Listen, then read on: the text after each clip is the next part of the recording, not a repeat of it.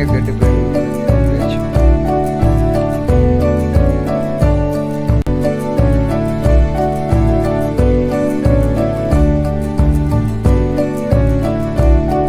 ஹல்லேலூயா.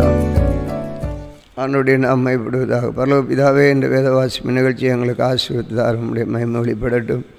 கர்த்தர் உதவி செய்வீராக. இயேசுவின் நாமத்தில் கேட்கிறோம் பிதாவே, ஆம். இன்றைக்கும் நாம் வாசிக்க வேண்டிய வேத பகுதி யோசுவாவின் புத்தகம் 16ஆம் அதிகாரம். யோசுவா 16. யோசுவின் புத்திரருக்கு விழுத்த சீட்டினால் அகப்பட்ட பங்கு வீதமாவது எரிகோவின் அருகே இருக்கிற யோர்தானிலிருந்து யோர்தானுக்கு கிழக்கான தண்ணீருக்கு போய் எரிகோ துவங்கி பெத்தேலின் மலைகள் மட்டுமுள்ள வனாந்திர வழியாய் சென்று பெத்தேலிலிருந்து லூசுக்கு போய் அர்கியனுடைய எல்லையாகிய ஆதராத்தை கடந்து மேற்கே எப்லத்தியாரின் எல்லைக்கும் தாழ்வான பெத்தோரோன் காசேர் என்னும் எல்லைகள் மட்டும் இறங்கி சமுத்திரம் வரைக்கும் போய் முடியும். இதை யோசேப்பின் புத்திரராகிய மனாசேயும் எப்ராஹிமும் சுதந்திரித்தார்கள்.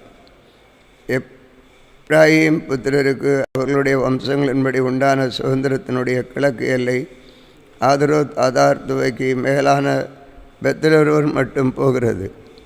மேற்கு எல்லை மிக்மோத்திற்கு வடக்காக சென்று கிழக்கு தானாத் சீலோவுக்கு திரும்பி அதை யானோகாவுக்கு கிழக்காக கடந்து யானோகாவிலிருந்து ஆதரோத்திற்கும் நாகராத்திற்கும் இறங்கி எரிகோவின் அருகே வந்து யோர்தானுக்கு செல்லும்.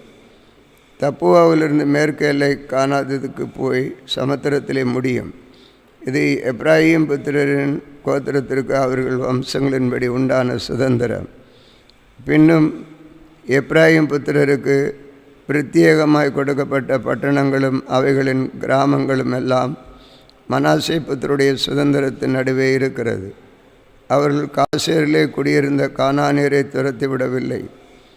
ஆகையால் கானானியர் இந்நாள் மட்டும் இருக்கிறபடி எப்ராஹிமுக்குள்ளே குடியிருந்து பகுதி கட்டுகிறவர்களாய் சேவிக்கிறார்கள். அதிகாரம் 17. மனாசே கோத்திரத்தாருக்கும் பங்கு கிடைத்தது. அவன் யோசேப்புக்கு முதற் பேரானவன். மனாசேயின் மூத்த குமாரன் கீலேயாத்தின் தகப்பனுமாகிய மாகீர் யுத்த மனுஷனானபடியால் கீலேயாத்துக்கும் பாசானுக்கும் அவனும் கிடைத்தது. அபியேசரின் புத்திரரின் ஏலேக்கின் புத்திரரும் அஸ்ரியேலின் புத்திரரும் செகேமின் புத்திரரும் ஏபேரின் புத்திரரும் செமிதாவின் புத்திரருமான மனேசியனுடைய மற்ற குமாரரின் புத்திரராகிய அபியேசர் வம்சங்களுக்கு தக்க சுதந்திரம் கொடுக்கப்பட்டது. தங்கள் வம்சங்களுக்குள்ளே அவர்கள் தானே யோசேப்புடைய குமாரனாகிய மனாசேயின் ஆண்பிள்ளையாயிருந்தார்கள்.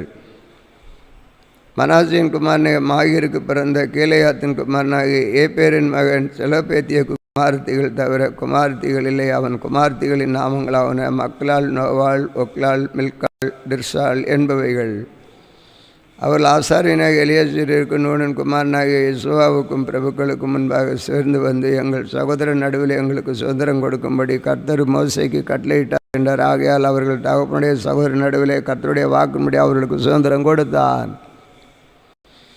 யோர்தானுக்கு அப்புறத்திலே இருக்கிற கீலேயாத், பாசான் என்னும் தேசங்களை எல்லாம் மனாசே சீட்டிலே விழுந்தது. 10 பங்குகளாம்.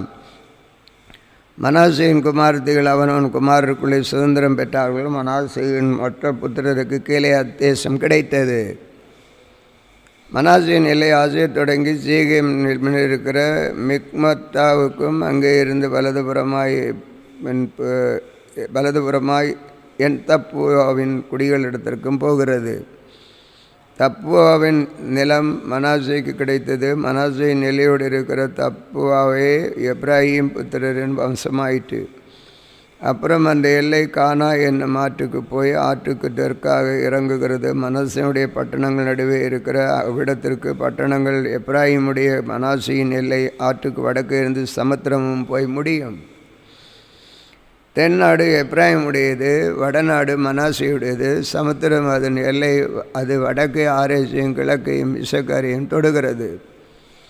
இசக்காரிலும் ஆசேரிலும் இருக்கிற 3 நாடுகளுமாகிய பெத்சேயானும் அதன் ஊர்களும், இப்லேயாமும் அதன் ஊர்களும், குடிகளும் அதன் ஊர்களும், எந்நேரின் குடிகளும் அதன் ஊர்களும், தானாகின் குடிகளும் அதன் ஊர்களும், மெகிதோவின் குடிகளும் அதன் ஊர்களும் மனாசேனுடையவைகள்.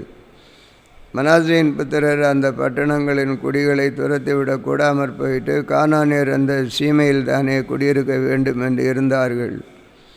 இஸ்ரவேல் புத்திரர் பலத்த போதும் கானானியரை முற்றிலும் துரத்தி விடாமல் அவர்களை பகுதி கட்டுகிறவர்களாக்கி கொண்டார்கள். யோசேப்பின் புத்திரர் யோசுவாவை நோக்கி, கர்த்தர் எங்களை எதுவரைக்கும் ஆசீர்வதித்து வந்ததினால் நாங்கள் ஜனம் பெருத்தவர்களாக இருக்கிறோம். நீர் எங்களுக்கு சுதந்திரமாக ஒரே வீதத்தையும் ஒரே பங்கையும் கொடுத்து என்ன என்று கேட்டார்கள். அதற்கு யோசுவா, எங்கள் ஜனம் பெருத்தவர்களாயும் எப்ராயிம் மலைகள் உங்களுக்கு நெருக்கமாக இருந்தால் பெரிசியர் செப்பாயிமேல் குடியிருக்கிற காட்டு தேசத்துக்கு போய் உங்களுக்கு இடம் உண்டாக்கி கொள்ளுங்கள் என்றான். அதற்கு யோசேப்பின் புத்திரர், மலைகள் எங்களுக்கு போதாது, பள்ளத்தாக்கு காட்டிருக்கிற பெத்லேஹேமிலும் அதன் ஊர்களிலும் இஸ்ரேலின் பள்ளத்தாக்கிலும் குடியிருக்கிற எல்லா கானானியரிடத்திலும் இருப்பிரதங்கள் உண்டு என்றார்கள். யோசுவா யோசேப்பு வம்சத்தாருக்கு எப்ராயிமரையும் மனாசேயையும் நோக்கி, நீங்கள் ஜனம் பெருத்தவர்கள், உங்களுக்கு மகா பராக்கிரமம் உண்டு. ஒரு பங்கு மாத்திரமல்ல, மலை தேசமும் உங்களுடையதாகும். அது காடானபடியினாலே அதை வெட்டி திருத்துங்கள். அப்பொழுது அதன் கடையாந்திரம் மட்டும் உங்களுடையதாக இருக்கும். கானானியருக்கு இரும்பிரதங்கள் இருந்தாலும் அவர்கள் பலத்தவர்களாக இருந்தாலும் நீங்கள் அவர்களை துரத்தி விடுவீர்கள் என்றான். அதிகாரம் 18. இஸ்ரவேல் புத்திரரின் சபையர் எல்லாம் சீலோவிலே கூடி அங்கே ஆசரிப்பு கூடாரத்துக்கு நிறுத்தினார்கள். தேசம் அவர்கள் வசமாயிட்டு. இஸ்ரவேல் புத்திரரில் தங்கள் சுதந்திரத்தை இன்னும் பங்கிட்டு கொள்ளாத 7 கோத்திரங்கள் இருந்தது.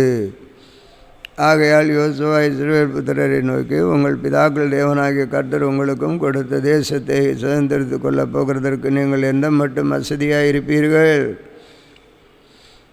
கோத்திரத்திற்கு 3 மனுஷரை தெரிந்து கொள்ளுங்கள். அவர்கள் எழுந்து புறப்பட்டு தேசத்தில் சுற்றித் திரிந்து அதை தங்கள் சுதந்திரத்திற்கு தக்கதாக விவரமாய் எழுதி என்னிடத்தில் கொண்டு வரும்படி அவர்களை அனுப்புவேன். அதை 7 பங்காக பகிர கடவர்கள். அது யூதா வம்சத்தார் தெற்கேயும் இருக்கிற தங்கள் எல்லைகளிலும் யோசேப்பு வம்சத்தார் வடக்கே இருக்கிற தங்கள் எல்லைகளிலும் நிலைத்திருக்கட்டும். நீங்கள் தேசத்தை 7 பங்காக விவரித்து எழுதி இங்கே என்னிடத்தில் கொண்டு வாருங்கள். அப்பொழுது இவ்விடத்திற்கு தம்முடைய தேவனாகிய கர்த்தருடைய சந்நிதியில் உங்களுக்காக சீட்டு போடுவேன். லேவியருக்கு உங்கள் நடுவிலே பங்கு இல்லை. கர்த்தருடைய ஆசீர்வப்பட்டமே அவர்கள் சுதந்திரம். கர்த்தர் ஒருவனும் மனாசேயின் பாதி கோத்திரத்தாரும் யோர்தானுக்கு அப்புறத்திலே கிழக்கே கர்த்தர் தாசனாகி மோசே தங்களுக்கு கொடுத்த தங்கள் சுதந்திரத்தை அடைந்து தீர்ந்தது என்றான். அப்பொழுது அந்த மனுஷரை எழுந்து புறப்பட்டு போனார்கள். தேசத்தை குறித்த விவரம் எழுதப்படுகிறவர்களை யோசுவா நோக்கி, நீங்கள் போய் தேசத்திலே சுற்றித் திரிந்து அதன் விவரத்தை எழுதி என்னிடத்தில் திரும்பி வாருங்கள். அப்பொழுது இங்கே சீலோவிலே கர்த்தருடைய சந்நிதியில் உங்களுக்கு சீட்டு போடுவேன் என்று சொன்னான். அந்த மனுஷன் போய் தேசம் எங்கும் அந்த பட்டணங்களின்படியே 7 பங்காக ஒரு புஸ்தகத்தில் எழுதி கொண்டு சீலோவிலே இருக்கிற பள்ளத்தாக்கிலே யோசுவாவிடத்தில் வந்தார்கள். அப்பொழுது யோசுவா அவர்களுக்காக சீலோவிலே கர்த்தருடைய சந்நிதியிலே சீட்டு போட்டு அங்கே இஸ்ரவேல் புத்திரருக்கு தேசத்தை அவர்கள் பங்கு விதப்படி பங்கிட்டார். பென்யமீன் புத்திரருக்கு அவர்களுடைய வம்சங்களின்படியே அவர்களுடைய கோத்திரங்களுக்கு சீட்டு விழுந்தது. அவர்கள் பங்கு வீதத்தின் எல்லையானது யூதா புத்திரருக்கு யோசேப்பு புத்திரருக்கும் நடுவே இருந்தது. அவருடைய வட எல்லை யோர்தானிலிருந்து வந்து எரிகோவுக்கு வடபக்கமாய் சென்று அப்புறம் மேற்கே மலையில் ஏறி பெத்தாவேன் வனாந்திரத்திற்கு போய் முடியும். அங்கே இருந்த அந்த எல்லை பெத்தேல் ஆகிய லூசுக்கு வந்து லூசுக்கு தென்பக்கமாய் போய் அதரோத் ஆதாருக்கு தாழ்வான பெத்ரோனுக்கும் தெற்கே இருக்கிற மலை அருகே இறங்கும். அங்கே இருந்த எல்லை மேற்கு மூலைக்கு பெத்தரோனுக்கும் எதிரே தெற்காக இருக்கிற மலைக்கு தென்புறமாய் போய் திரும்பி கீரியாத் பகால் எண்ணப்பட்ட யூதா புத்திரன் பட்டணமாகிய கீரியாத் ஏரியும் அருகே போய் முடியும். இது மேற்கு எல்லை. தென்னெல்லை கீரியாத் ஏரியின் முடிவில் இருக்கிற அங்கே இருந்து எல்லை மேற்கே போய் நெப்தோபாவின் வீட்டுக்கு சென்றது. அங்கே இருந்து ராட்சதரின் பள்ளத்தாக்கிலே வடக்கே இருக்கிற இன்னொன்னுடைய குமாரன் பள்ளத்தாக்கு எதிரான மலையடிவாரத்திற்கு இறங்கி அப்புறம் தெற்கே எபூசியருக்கு பக்கமான இன்னோமின் பள்ளத்தாக்குகளுக்கும் அங்கே இருந்து எக்ரோனுக்கும் இறங்கி வரும்.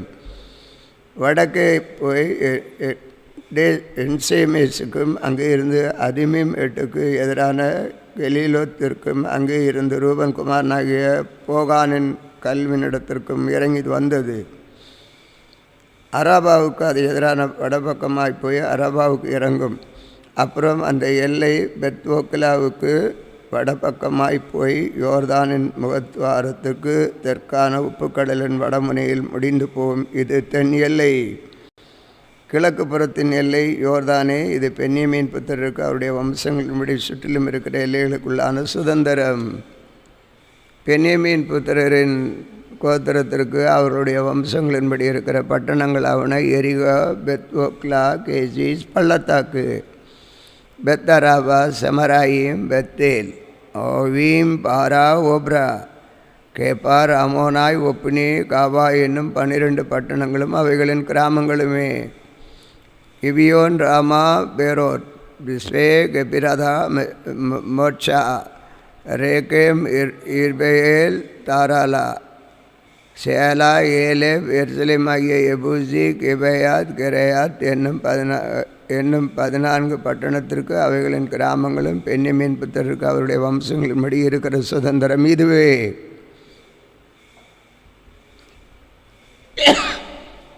நாம் செபிப்போம். வாசிக்க வேண்டிய வேத பகுதி வாசித்து முடியும். பரலோக பிதாவே, இந்த வேளையிலும் உம்மை நோக்கி பார்க்கிறோம். ஆண்டவரே, நீர் இந்த வேத வாசிப்பு நிகழ்ச்சி எங்களுக்கு ஆசீர்வாதம் தரும்படி உம்மை நோக்கி பார்க்குறோம். கர்த்தருடைய சித்தம் எதுவோ அது எங்களுடைய வாழ்க்கையில் நிறைவேறட்டும். பரிசுத்த ஆவியானவர் நீர் சொல்லுகிற அதன்படி நடக்கட்டும். எங்களால் முடிந்ததை நாங்கள் செய்கிறோம். ஒவ்வொருவருக்குள்ளும் இந்த உணர்வுகளை நீர் தாரும். கர்த்தர் நல்லவரும் வல்லவரும் போதுமானவருமாக இருந்து எங்களை நடத்தி வர்ற கிருபைகளுக்காக உமக்கு ஸ்தோத்திரம். தொடர்ந்து இந்த நாளிலும் கேட்ட பிள்ளைகள் ஒவ்வொருவருக்குள்ளும் இன்னும் பிறருக்குள்ளும் எடுத்து அறிவிக்க உதவி செய்யுங்க. ஒரு பகுதி ஒரு நாள் வாசித்து இருக்கிறோம்.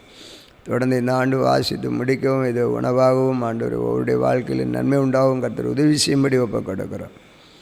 நாங்கள் நன்மைக்கான தீமையான காரியங்களுக்கு எங்களை விலக்கி காத்துக்கொள்ளும். நன்மையாக்கி நாங்கள் போகிற வழிகளிலெல்லாம் உடைய பாதுகாவலிருந்து எங்களை எல்லாவற்றையும் வழி நடத்தும். இயேசுவின் நாமத்தில் கேட்குறோம் பிதாவே, ஆம். இந்த நாளிலும் எங்களுக்கு விரோதமாக கிரியை செய்கிற சகல அந்தகார வல்லமையின் ஆவிகளையும் நசனா இயேசு கிறிஸ்துவின் நாமத்திலே கடிந்து கட்டுகிறோம். ஆமென்.